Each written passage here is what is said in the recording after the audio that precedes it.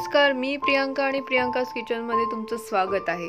आपली आजची रेसिपी आहे स्पायसी सुक्का मटण।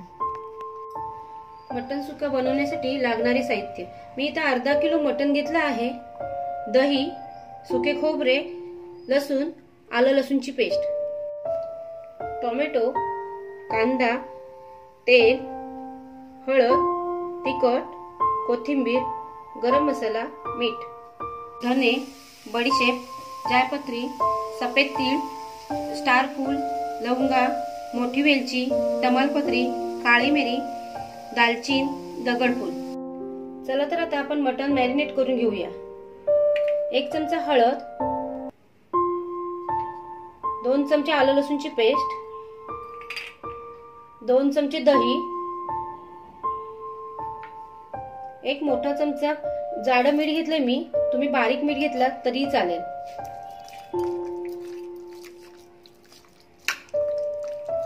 हे मटण आता 15 मिनिटं मॅरिनेट करण्यासाठी ठेवूया। आपण आता हे मटण प्रथम वाफवून घेऊया। मटण शिजायला जरा जास्त वेळ लागतो म्हणून आपण कुकर मध्ये शिजवून घेऊया। त्यामध्ये 2 चमचे तेल ओतूया, 2 तमालपत्री टाकूया आणि अर्धा ग्लास पाणी ओतूया। याच्या आपण 5 ते 6 शिट्या करून घेणार आहोत। मटण किती जून कोवळा आहे त्याच्यावर शिट्या वाढवू शकतो।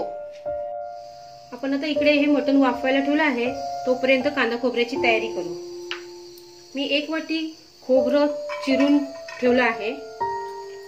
हे आता आपण चांगलं लालसर होईपर्यंत भाजून घेऊया। आता आपण 2 मोठे कांदे चिरून घेतले ते फ्राय करून घेऊ। त्यामध्ये आपण आता 5 ते 6 लसूण पाकळ्या टाकू आणि साधारण 1 चमचा तेल टाकून हे चांगलं फ्राय करून घेऊ।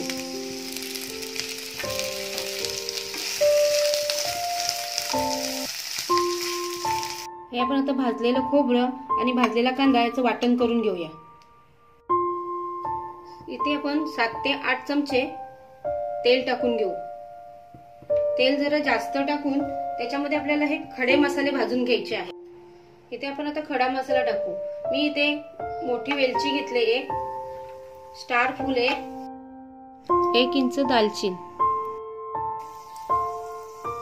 जायपत्री 1, लवंगा 5 ते 6,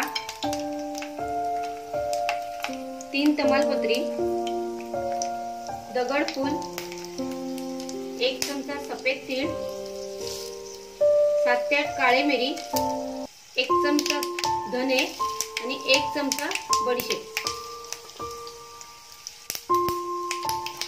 हे आता आपण चांगले भाजून घेतले, ते आता आपण काढून घ्यायचे आहेत। जेव्हा आपण याच तेलामध्ये मटण फोडणीला टाकतो त्यावेळी त्याचा एक छान असा फ्लेवर येतो। आपण आता जो तळलेला खडा मसाला ठेवला होता तो मिक्सरला बारीक करून घेऊ। हा आपला सुका मटणचा मसाला मी तयार करून घेतला आहे। याच तेलामध्ये आपण आता हे मटण फोडणीला टाकून घ्यायचं आहे। मी इथे 8 ते 10 पाकळ्या लसणाच्या टाकल्या, म्हणजे जवळजवळ 1 गड्डा होतोय लसूण। लसूण थोडी लाल झाली की आपण त्यामध्ये कांदा टाकणार आहोत। हे 2 कांदे मी बारीक चिरून ठेवले होते।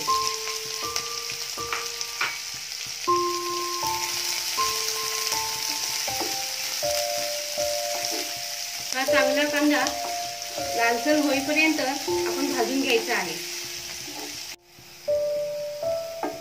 आता आपला कांदा चांगला लालसर झाला आहे, त्यामध्ये 1 टोमॅटो टाकूया।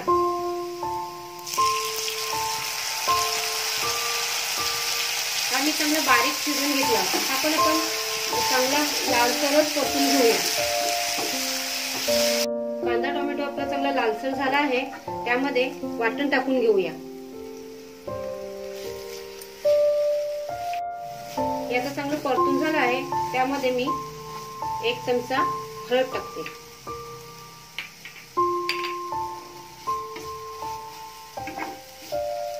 2 चमचे मी तिखट टाकले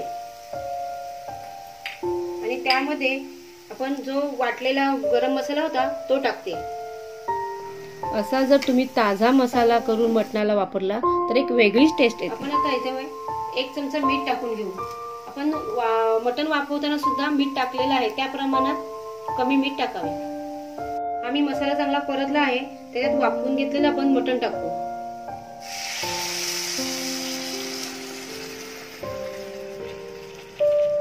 आपण आता हे झाकण ठेवून मंद आचेवर शिजवून घेऊ. हे बघा, आपलं हे मटण छान शिजलं आहे. साईडून सगळे तेल सुटलं आहे. ह्याचा मध्ये मध्ये 1 ते 2 वेळा असं चांगलं झाकण ठेवून परतून घेऊया.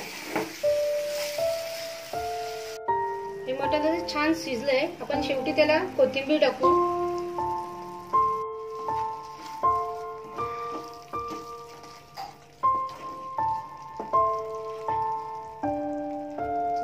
आपला सुक्का मटण तयार आहे.